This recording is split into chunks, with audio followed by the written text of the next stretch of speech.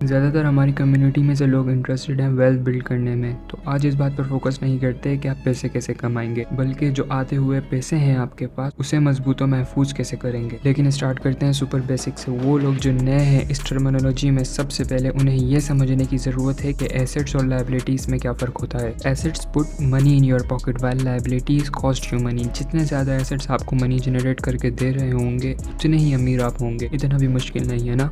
So here are 11 assets that are making the rich even richer. Real estate, ये तो सबसे बड़ा asset है। हाई लेवल इसको कैसे छोड़ सकते हैं? क्योंकि दो वजह हैं। First, rent. पैसे आ रहे हैं हर महीने सिर्फ थोड़ा सा काम करने पर। अगर तुम थोड़े से ज़्यादा स्मार्ट हो तो तुम आज की टेक्नोलॉजी से फ़ायदा भी उठा सकते हो। Instead of traditional rent, short term rental पर काम करो, लेकिन ये पैसिव नहीं कहलाएगा। And second is appreciation. आबादी ऊपर जा रही है और लोगों को जगह चाहिए रहने के लिए, डिमांड बढ़ रही है, तो इसलिए प्रॉपर्टीज़ के प्राइस कॉन्स्टेंटली ऊपर जा रहे हैं और हमेशा जाएंगे। और यही रियल इस्टेट को सबसे बेहतरीन इन्वेस्टमेंट बनाता है, शायद के बगैर। In term of real estate assets, आपके पास नंबर 1 रेजिडेंशियल बिल्डिंग। लोग आपकी प्रॉपर्टीज में रहेंगे और आपको रेंट देंगे। ऑफिस बिल्डिंग्स, अब लोग आपकी प्रॉपर्टी में काम करेंगे और आपको पैसे देंगे। कमर्शियल बिल्डिंग्स, अब बिजनेसेस यूज़ करेंगे आपकी प्रॉपर्टी को अपने बिजनेस के लिए एंड पे you rent. Land cultivated, developed या खाली ज़मीन भी हो सकती है फॉर अप्रिसिएशन। और जिस घर में आप रह रहे हैं वो एसेट नहीं, वो लाइबिलिटी है। वो आपसे पैसे लेता है उसमें रहने के लिए, और जबकि वो पैसे नहीं डाल रहा आपकी पॉकेट में। बॉन्ड्स, और इन बॉन्ड पर गवर्नमेंट और बिजनेसेस को सर्टेन अमाउंट ऑफ मनी पे करनी पड़ती है। इसको आप सबसे सिक्योर इन्वेस्टमेंट भी कह सकते हैं गवर्नमेंट की इन्वॉल्वमेंट की वजह से। और अब आपको ये बात भी पता चलती है कि low risk in business translate to low rewards as well. और जहाँ से आप बॉन्ड ले सकते हैं डायरेक्टली फ्रॉम ट्रेजरी डिपार्टमेंट या through a brokerage firm. Stocks इतने भी कॉम्प्लिकेटेड नहीं जितना वॉल स्ट्रीट फर्म्स हमें बिलीव करवाने की कोशिश कर रहे हैं। स्टॉक्स इजी तरीका है किसी भी पब्लिकली ट्रेडेड बिजनेस में अपना परसेंट ऑन करने का। अगर किसी बिजनेस ने 10 मिलियन शेयर इशू करे हैं और तुम उनमें से 1 मिलियन शेयर ऑन करते हो तो तुम उस कंपनी में 10% के ऑनर हो। और इसी इनक्रेडिबल चीज़ की वजह से एवरेज पर्सन ऑन कर सकता है अपना परसेंट आज की लुक्रेटिव कंपनीज में, और काफ़ी लो एंट्री बैरियर के साथ। म्यूचुअल एंड इंडेक्स फंड्स, अगर स्टॉक्स आपको अलाउ करते हैं कंपनीज में आपका परसेंट, लेकिन एक के बाद एक, तो दूसरी तरफ म्यूचुअल एंड इंडेक्स फंड्स में आप कंपनीज की इंटायर बास्केट खरीद रहे होते हैं। और ये बेहतर क्यों है?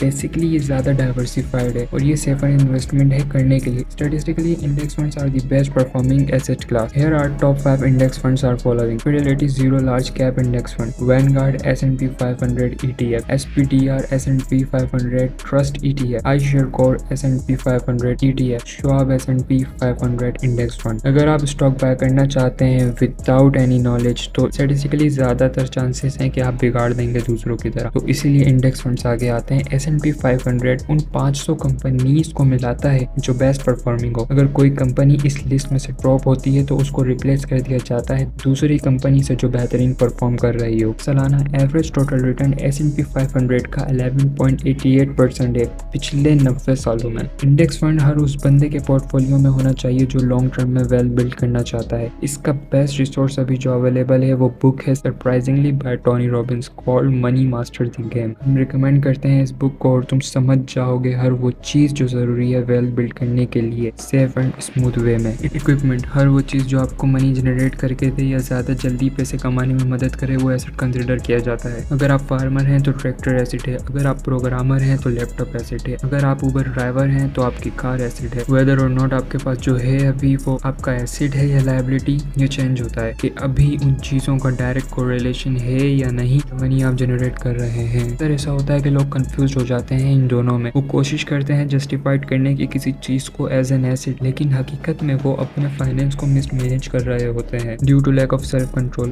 आपको मार्केट के सबसे महंगे लैपटॉप की ज़रूरत नहीं यूट्यूब वीडियो देखने के लिए। हो सकता है कि हम फ्यूचर में किसी पॉइंट पर वीडियो बनाए differences between current and non current asset और वो कैसे आपकी अकाउंटिंग को अफेक्ट करते हैं, लेकिन फिलहाल के लिए सिंपल रखते हैं। पेटेंट्स कमाल की चीज़ है। वो लोग जो इससे अनफेमिलियर हैं, जब आप कोई नई चीज़ इन्वेंट करते हैं तो आप उसे प्रोटेक्ट कर सकते हैं पेटेंट फाइल करके। ये वो डॉक्यूमेंट होता है जो आपको सर्टिफाइज करता है आपको एज एन इन्वेंटर और डिस्क्राइब करता है कि आपका इन्वेंशन क्या करता है। अगर कोई कंपनी आपका इन्वेंशन यूज करती है तो उन्हें आपको पैसे पे करने होंगे, और अगर नहीं तो आप उन्हें सू कर सकते हैं। पेटेंट्स काफ़ी पावरफुल एंड वैल्यूएबल होते हैं हैं बिजनेस वर्ल्ड में सिर्फ एक पेटेंट आपको अमीर बना सकता है और माजी के सारे बेस्ट इन्वेंशन पैक्ट हैं पेटेंट से। ट्रेडमार्क, अगर पेटेंट प्रोटेक्ट करता है आपके इन्वेंशंस को तो ट्रेडमार्क प्रोटेक्ट करता है आपके सिंबल्स, वर्ड्स और फ्रेजेस को। और ये काफी बड़ी डील है अगर ये बात आए कंपनी के किसी लोगो या ब्रांड पर। अगर आप कोई वैल्यूएबल ट्रेडमार्क ऑन करते हैं जिसकी मार्केट में वैल्यू है तो आप लोगों को लाइसेंस दे सकते हैं उसे यूज करने का कमर्शियल पर्पस के लिए और वो आपको पे करेंगे इन रिटर्न। और हमारी ऑल टाइम फेवरेट स्टोरीज में से एक स्टोरी है माइकल बफर की, जिसने 1992 में एक कैच फ्रेज को ट्रेडमार्क करवाया जो अभी आप स्क्रीन पर देख सकते हैं।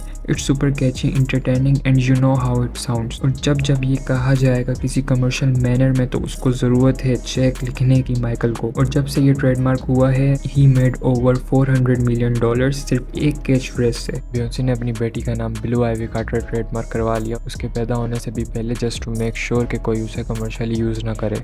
Raw materials and commodities, price fluctuate and varies करती हैं। रॉ मटेरियल्स और कमोडिटीज की डिपेंड करती हैं मार्केट पर। अगर इस बारे में आप होशियार हैं तो आप इसे बाय करेंगे जब ये चीप होगा, होल्ड करेंगे और सेल कर देंगे जब ये हाई डिमांड में होगा। और ये अप्लाई करता है लाइफ की हर चीज में, from currency to oil to gold to crypto to luxury cars and art. पिछले 15 सालों में गोल्ड की कीमत 278% बढ़ी है। ये आपको काफी शॉक करेगा और काफी कम लोग जानते हैं इस बारे में कि आर्ट ने काफी बेहतरीन परफॉर्म किया है S&P से पिछले 20 सालों में। और यही वजह है कि तुम देखते हो कि वेल्थीएस्ट पीपल क्यों stupid amount of money drop करते हैं आर्ट में, क्योंकि it's making them even richer. और यही होता है विंटेज कार के साथ भी। जहां आपकी गाड़ी आपको मनी कॉस्ट कर रही है, यही ऐसे कुछ वेल्थीएस्ट लोग हैं जो बाय कर रहे हैं रेयर विंटेज कार जो फौरन ही उनकी वैल्यू इंक्रीज कर रही है। And the same goes to other collectibles like luxury watches. इससे पहले कि आप किसी आर्टिकल में पढ़कर पुरानी चीजें उठाने लगें, एक लंबी सांस लें एंड उन चीजों में कभी इन्वेस्ट नहीं करना जो आपको समझ ना आती हो। और ये मनी के कुछ इंपॉर्टेंट रूल में से एक है, डिसोबे किया ऐसे तो कभी अमीर नहीं होगे। अगर आप यहाँ तक पहुंचे हैं तो हम क्यूरियस हैं कि आप कौन सा एसेट सिक्योर करना चाहेंगे फ्यूचर में। The time money time arbitrage, ये उन चीजों में से है जो आपको बिजनेस स्कूल में नहीं सिखाई जाती। अगर आप थोड़ी और अटेंशन दें इधर तो ये आपकी जिंदगी की शायद सबसे वैल्यूएबल चीज हो जो आपने कभी सीखी हो। और इस वक्त हो सकता है कि आपके पास इतने फाइनेंशियल रिसोर्सेज ना हो कि आप इस वीडियो में मेंशन किए सारे एसेट सिक्योर कर लें, लेकिन आपके पास ऐसा एक एसेट है जिसे आप एक्सचेंज कर सकते हैं मनी से। शायद आपने फिगर कर लिया होगा सबटाइटल से, हम बात कर रहे हैं टाइम की। तो यहाँ है किस तरह आप रिच हो सकते हैं time money time arbitrage method से। इसका क्या मतलब है time money time arbitrage? Means आप अपना टाइम यूज करते हैं मनी जनरेट करने के लिए और फिर मनी यूज करते हैं दूसरों का टाइम बाय करने के लिए। और फिर इसी तरह आप तेजी से अपने वक्त को बढ़ा देते हैं और फिर वक्त काम करता है आपके लिए। मुझे पता है कि पहली दफा सुनने में शायद कंफ्यूजिंग लगे, लेकिन हम और कोशिश करते हैं इसे ब्रेक करने की। Pay attention because this is valuable. Basically तुम्हारी जॉब है कि उस अपॉर्चुनिटी को ढूंढो जहां तुम अपना टाइम मनी से एक्सचेंज कर सको। ये आप करते रहते हैं जब तक कि आपके पास इतना पैसा ना आ जाए कि आप किसी दूसरे को रख सके, क्योंकि ये अपॉर्चुनिटी आपने जनरेट की थी, इसीलिए आप उस बंदे को कम पैसे देंगे जितना आप अर्न कर रहे हैं in exchange of time. Pocketing the difference, this is a fundamental business lesson. इसीलिए हर कंपनी के पास एम्प्लॉय होते हैं। हर बंदा कंपनी में कंपनी को उससे ज्यादा वैल्यू जनरेट करके दे रहा होता है जितना कि कंपनी उसको पेड करती है। कंपनी हमेशा डिफरेंस रखती है, दिस इज कॉल्ड प्रॉफिट। और ये प्रॉफिट रिवार्ड होता है टाइम मनी टाइम आर्बिट्रेज की प्रॉब्लम को सॉल्व करने का। अगर तुम नए हो बिजनेस में तो work your age of, trade करो अपने टाइम मनी के लिए और फिर फिगर करो कि आप इस आर्बिट्रेज से कैसे रियल बिजनेस बिल्ड कर सकते हो। हर बिजनेस ओनर इस मेथोडोलॉजी को समझता है, लेकिन बहुत कम ऐसे लोग हैं जो इस बारे में जानते हैं, क्योंकि वो कभी सोचते ही नहीं जैसे बिजनेस ओनर सोचता है। अगर आप यहाँ तक पहुँच चुके हैं और अंडरस्टैंड करते हैं time money time concept, then please write TMT in the comment of this video. बहुत शुक्रिया आपका हमारे साथ वक्त गुजारने के लिए एंड मेक श्योर कि आप लाइक एंड सब्सक्राइब कर दें फॉर फ्यूचर।